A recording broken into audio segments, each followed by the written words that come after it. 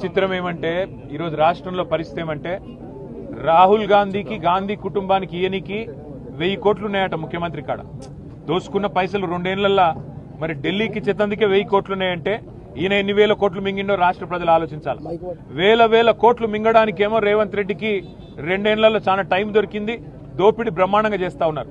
కానీ రైతులకి డిసెంబర్లో పడేది రైతు బంధు కేసీఆర్ ఉంటే ఇవాళ మార్చి దగ్గర పడ్డది.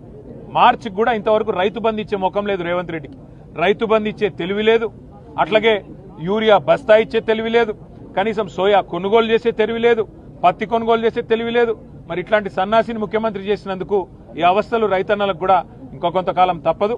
కానీ ఒకటి మాత్రం పక్క, గాంధీ కుటుంబానికి ఇచ్చే 1000 కోట్లు నీ అయ్యసొమ్మ నీ అబ్బసొమ్మ ఏడికెళ్ళి తెచ్చినవో రేవంత్ రెడ్డి రాష్ట్ర ప్రజానికానికి సమాధానం చెప్పాలి.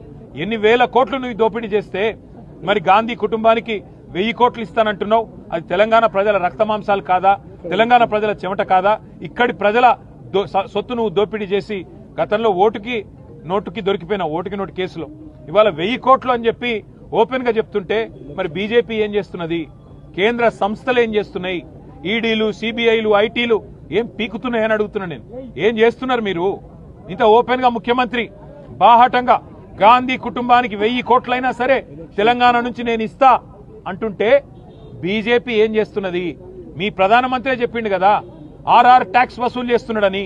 ఎందుకు చర్య తీసుకుంటలేరు? ఎందుకు రేవంత్ రెడ్డిని, ఎందుకు కాంగ్రెస్ ప్రభుత్వ అవినీతిని బీజేపీ ఒక రక్షణ కవచంలాగా కాపాడుతున్నదో సమాధానం చెప్పాలని చెప్పి కూడా మేము డిమాండ్ చేస్తా ఉన్నాం. Thank you.